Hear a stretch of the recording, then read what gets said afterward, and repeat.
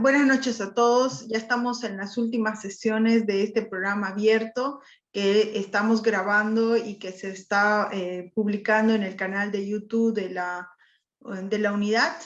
En esta oportunidad vamos a hablar un tema general que ya hemos repasado, y luego tenemos como un gran invitado a un el doctor Gustavo Arauz, quien es también parte del equipo de directores de tesis que quisiera que conozcan y que ustedes puedan ver, y un poquito voy a presentarlo en breve. Entonces, para empezar y para contextualizar, vuelvo a indicar, esta es una sesión que es casi ya de las últimas de las sesiones que hemos estado trabajando, y voy a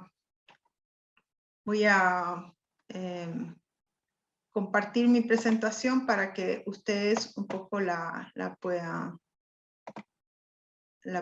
ver. Entonces, me confirman si la ven, por favor.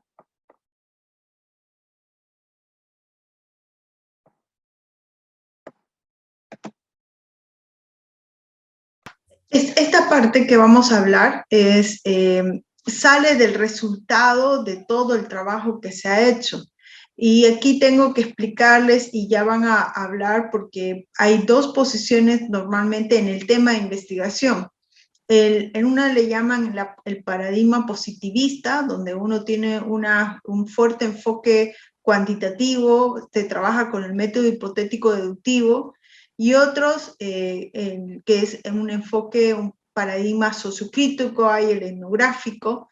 Generalmente también en Bolivia algunos lo relacionan con el enfoque cubano, aunque así si ustedes lo buscan en internet, no es que haya una teoría sobre esto, pero en este sentido, lo que queremos en la propuesta que se haga es entender que es parte de un proceso. Entonces, hemos estado viendo las etapas más macro, digamos, que sería: nace la idea, hay un planteamiento del problema, hay un marco teórico, un marco metodológico, se ha recopilado los datos. Eso no lo hacen más que cuando ya el perfil de proyecto está aprobado y el perfil de investigación está aprobado, se tabula y empieza la elaboración de la propuesta. En la elaboración de la propuesta hay dos posibilidades. Una es que nosotros vamos a validar la propuesta o lo que estoy proponiendo como algo nuevo, la novedad. Esa validación puede ser con un experimento, puede ser con una simulación. O sea, hay de diferentes maneras como para determinar que realmente tengo la verdad. Y también algunos conocen como posibilidades como las que se evalúan del diseño, el método Delphi, contratación de expertos, etc. De ahí, con los resultados, ya se elaboran las conclusiones y recomendaciones. Y bueno, es interesante entender que ya uno, cuando lo tiene todo el documento en las universidades, tiene, ya eso estamos hablando del segundo, tercer año, en realidad tercer año, tiene la predefensa y la defensa. Las predefensas en el sistema público son defensas de su tesis ya completa. No estoy hablando del perfil, sino de la tesis completa, generalmente al cuerpo académico científico interno de la universidad, y la defensa ya es hacia afuera. Entonces, un poco que esto quise darle como recordatorio. Hubo un diseño, se determinaron problemas, hubo un planteamiento de problema, un marco teórico, un marco metodológico, lo que les he indicado, y se procede a estas etapas dependiendo de que nosotros veamos que las conclusiones y recomendaciones respondan al planteamiento del problema. Por eso lo invité hoy día al doctor Arauz, porque hay algunas cosas que parecieran solamente técnicas. Por ejemplo, cuando uno habla del marco teórico, el planteamiento del concepto, ideas, proposiciones teóricas, considerando que solamente tiene que utilizar las normas APA. Pero no es solamente el tema de usar o no usar normas APA, Vancouver, ISO, sino que cuando uno escribe algo que no lo ha indicado, hay otro elemento que es la ética. Porque a veces uno cree que simplemente está haciendo una representación o está tomando una omisión sobre algo, pero en realidad está escribiendo los pensamientos, las ideas de otras personas y se está apropiando de otros. Y en otro momento que también es muy importante es cuando ya yo hago el análisis de la información, algunas personas me preguntan, si mi hipótesis no se comprobara o si mi idea científica a defender no llegara a ser correcta, entonces puedo yo estar, digamos, no responder a la hipótesis. Hay casos en Venezuela y en otros países que una persona que no comprobó la hipótesis igual tuvo una tesis adecuada. Obviamente porque hay la hipótesis nula, la hipótesis alterna. Lo que sí tengo que tener en cuenta es que hay momentos que la persona puede estar obviando la información, modificando los datos para que la hipótesis sea verdad, en cuyo caso tendríamos muchos problemas de integridad y de ética, que es lo que quiero que hablemos ahora. O sea, cuando alguien dice que voy a hacer, digamos, ciertos instrumentos, voy a utilizar ciertos instrumentos, todo es para ayudar a obtener la verdad. Entonces, todo lo que hagamos tiene que ser también considerando todos estos aspectos éticos para que, digamos, la propuesta que se va a presentar tenga elementos teóricos relacionados a si es un sistema, un modelo, una estrategia, un método, un programa, y sea de alguna manera constatado o validada, como les indiqué. Y finalmente, las conclusiones y recomendaciones estén relacionadas a su objetivo, a sus objetivos y de alguna manera contribuyan también a nuevas investigaciones. Algunas personas colocan las recomendaciones solamente recomendaciones para la empresa, para el sector, sino tienen que ser recomendaciones de nuevas investigaciones que abran luces a seguir profundizando en el tema en base a lo que se ha desarrollado. Entonces, ese es un poco lo que quería conversar hoy, que todos estos aspectos que ahorita ustedes que están como postulantes, no es todavía lo importante, porque eso lo vamos a ver con poco de tiempo. Sí quisiera hacerles notar este tema de la ética y para eso invité, como les indico, al doctor Arauz, quien gentilmente nos está acompañando hoy y con las personas que quisiera de alguna manera hacerles un pequeño resumen de su vida, ¿no?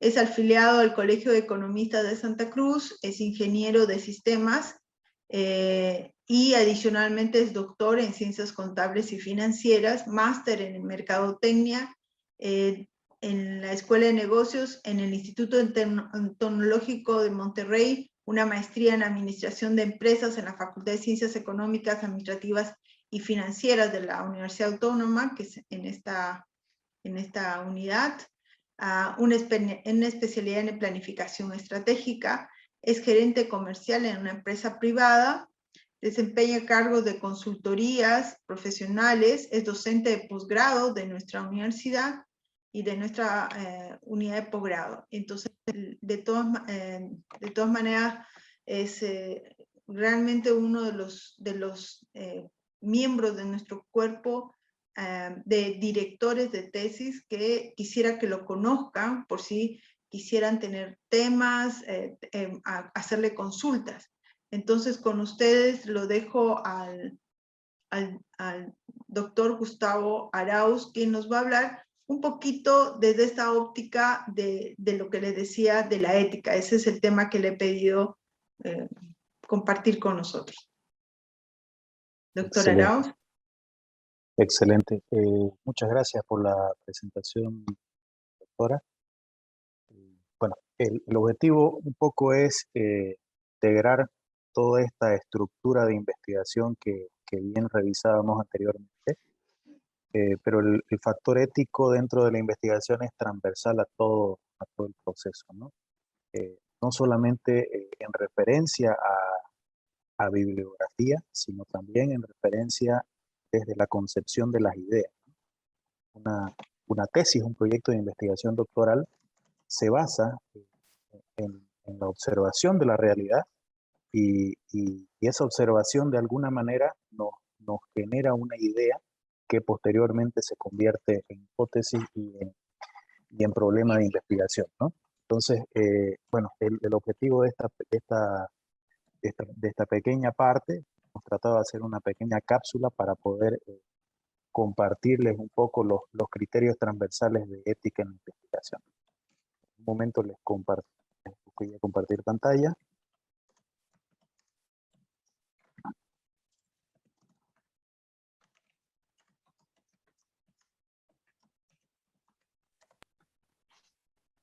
Creo que estamos ahí.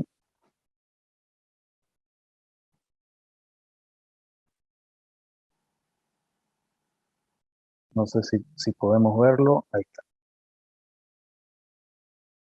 Bueno, como les comentaba anteriormente, vamos a aterrizar particularmente en la ética de la investigación, buscando esta integridad científica.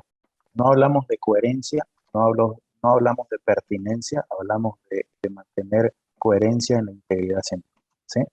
Este documento, perdón, este documento está basado en un libro. La verdad que me gusta ser portavoz de buenas metodologías teóricas, y vamos a ir complementando, y de alguna manera me gustaría que esto se convierta en un conversatorio ético para poder disipar algunas dudas de investigación. Bueno, el primer planteamiento que nos hacemos es sobre la ciencia, ¿no? La gran pregunta existencial es: ¿qué es la ciencia y cuál es su ethos? Entiéndase que nos referimos a ethos con carácter, destino. Es básicamente el sentido de la condición humana que busca esta verdad, ¿no? Entonces, si nos referimos a la ciencia, podemos de alguna manera llegar a concluir de que la mejor forma de que esta ciencia opere es de que todos estos actores en sus respectivas funciones puedan trabajar de forma conjunta, coordinada, conforme a estos principios éticos. Cuando hablamos de principios éticos y que todos funcionen, todos operen de manera coordinada, probablemente nos estamos enfrentando a un escenario bastante utópico. Pero nosotros como investigadores somos precursores, somos transformadores de paradigmas de la humanidad. Entonces, es rol nuestro poder de alguna manera incorporar en nuestros proyectos de investigación esta universalidad que buscamos en la ciencia, ¿sí? Hoy día ya la universalidad se refiere también a la relevancia de nuestra investigación y pertinentes con una realidad. Mencionábamos hace un momento, hay varias formas de interpretar la ética en la investigación, y si nos ponemos a reflexionar qué es correcto y qué no es correcto hacer, no precisamente se basa en la referenciación bajo lineamientos APA y otra reglamentación para referencias bibliográficas, sino se trata de saber cómo usar el dato para transformarlo en información y posteriormente en producción intelectual, ¿sí? Entonces, cuando nos referimos a esta ciencia, básicamente podemos hacer una revisión histórica de cuáles han sido los tropiezos eh, entre la ciencia y la ética, pero bueno, básicamente hay muchos exponentes teóricos al respecto. Hoy día queremos darle un enfoque más práctico desde el punto de vista, desde el punto de vista, valga la redundancia, un poco más pragmático, ¿no? Bueno, el primer punto que es importante analizar, el tema de la ética en la investigación, cuando nos referimos a una mala conducta científica, en realidad estamos trayendo un error bastante común, no solamente en términos de investigación científica, sino es común poder utilizar publicaciones de otras personas, como bien lo comentaba la doctora Karen hace un momentito. Bueno, tenemos mucha información con la globalización, con el avance tecnológico, tenemos a disposición bases de datos muy grandes, no solamente de artículos arbitrados o revistas indexadas, sino también de información que no tiene un sustento científico. Entonces, podemos caer en una mala conducta científica no solamente por referenciaciones, plagios, copias o utilización de propiedad intelectual de forma indebida, sino también al, al basar una investigación científica seria, obviamente con bases metodológicas en función de fuentes de información no fidedignas, ¿no? Entonces, es muy importante cuando hablamos de mala conducta científica, hablar precisamente de estas fuentes. Esta mala conducta en investigación también tiene que ver con reconocer de forma errónea estas fuentes y estas citas mencionábamos hace un momento. De alguna manera, muchas de las citas que no están basadas o no han formado parte de una rigurosidad científica, cometen el error de contradecirse o basarse o sacar conclusiones de verdades en base a supuestos. Otra mala conducta que podemos mencionar es la recolección de datos y la manipulación. Tiene que ver con la interpretación que yo le doy a los datos recogidos. Nosotros decimos o hablamos de correlación sin casualidad. ¿Por qué? Porque de alguna manera, por más que forcemos la correlación entre dos variables, no debiera presentar esta casualidad, o sea, debiera ser de forma natural esta correlación entre variables de investigación.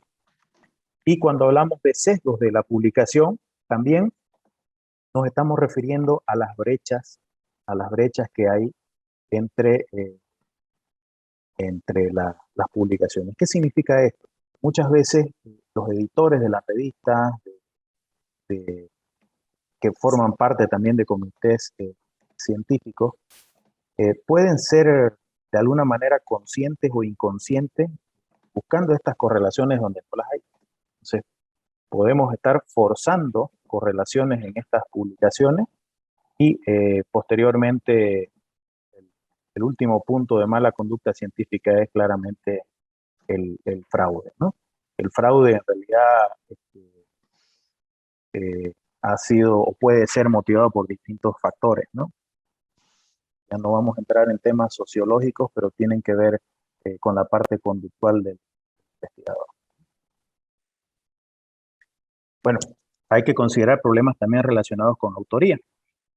Las obligaciones del investigador respecto a la búsqueda de la verdad. ¿Cuáles son los deberes no solamente de un autor individual? No olvidemos que estamos cada vez en una economía más colaborativa, donde aprovechamos el conocimiento y los recursos compartidos para poder generar investigación, para poder generar obviamente contribuciones a la ciencia. Entonces, es muy importante identificar cuáles son los deberes de estos autores, coautorías de alguna manera, para poder generar esta producción intelectual. Si usted es un autor, también tiene obligaciones. Entonces, es muy importante situarse en el rol que le corresponde de acuerdo a los equipos de investigación que se puedan conformar. ¿Qué se considera trabajo propio? Trabajo propio es una referenciación o es una idea basada en un sustento científico. ¿Cuál es la diferencia entre sustentar científicamente una posición y opinar al respecto de algo? Tenemos distintos tipos de documentos científicos, así como también hay distintos tipos de publicaciones. Tenemos artículos de opinión y tenemos artículos científicos. Estos segundos son los que realmente vamos a trabajar dentro de las líneas de investigación. Se basan en producciones originales, ¿no? Pero también hay que mencionar que el autoplagio es una mala conducta también, ¿no? Es hacerse referencia a uno mismo. otras palabras. ¿Por qué? Porque muchas veces se puede tropezar con que yo tengo un contenido redactado para un artículo, pero resulta que utilizo parte de los textos o parte de las citas o parte de las conclusiones para realizar otro tipo de investigación. A eso se llama autoplagio y hay toda una reglamentación para poder identificar qué es autoplagio consciente o inconsciente. Existen problemas en la propiedad intelectual y la ciencia, claramente. Uno de los planteamientos que nos hacemos es definir quién es dueño de qué. En la antigüedad, nosotros, el intercambio y las comunicaciones de los científicos y los investigadores era a través de misivas, de cartas escritas. Y bueno, y los sesgos temporales que había en esa época podían atribuirse descubrimientos atemporales. ¿Qué quiere decir? Que algo podría estar planteándose en un lugar del mundo al mismo tiempo que a través de otros grupos de investigación. Hoy día, con la tecnología y la globalización, quien se atribuye la propiedad de alguna producción científica, hay reglamentaciones y hay registros de marca y propiedad intelectual en todos los países y a nivel global para poder hacerlo, ¿no? Bueno, es parte de la integridad del investigador respetar esta propiedad intelectual a lo largo de la investigación y saber identificar conflictos de interés en el proceso, no solamente en referencia a la información, sino a la ciencia en general, a los científicos en su rol de investigadores, y por supuesto hay conflictos de interés de índole institucional. La imparcialidad es un deber que los científicos deben llevar a lo largo de la investigación y con sus instituciones. Hay mucha información confidencial, mucha información que debe respetar los códigos los códigos de las políticas de información, las fuentes, ¿no?, que hacen referencia. Conceptos de autonomía, equidad, eficiencia y justicia son características del investigador dentro de la ética científica. Para ello existe la conformación de los comités de ética para poder entender un poco y definir los deberes, las funciones y las formas de proceder cada uno. En cada una de las operaciones o de las líneas o de los proyectos de investigación que se vayan desarrollando. Para ello es importante aterrizar en un contexto de regulaciones. Cada país, cada contexto tiene marcos específicos, buenas prácticas, y la idea es minimizar los riesgos entendiendo la responsabilidad de cada uno. Bueno, nos debemos como investigadores hacia la sociedad, viceversa. Nosotros damos a la sociedad y la sociedad de alguna manera nos retribuye no solamente formar o aportar como producto final o propiedad o producción intelectual a la sociedad, sino también al poder beneficiarse, la sociedad está beneficiando también de forma directa a cada uno de sus elementos como universalidad, comunidad, imparcialidad y escepticismo organizado. ¿A qué nos referimos con ese escepticismo organizado? No se refiere a negación, sino a sembrar la duda en todo el proceso de investigación. Lo más importante, y para terminar, ¿cómo sabemos qué es éticamente correcto? Cuando nos planteemos algo en la cabeza y vemos si es correcto o no, en ese momento,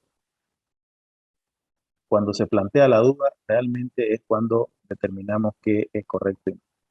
Si uno duda de algo, pienso particularmente, y es una posición muy, muy personal, cuando ponemos en tela de juicio una decisión ética, es que realmente hay que revisar esa parte, ¿no?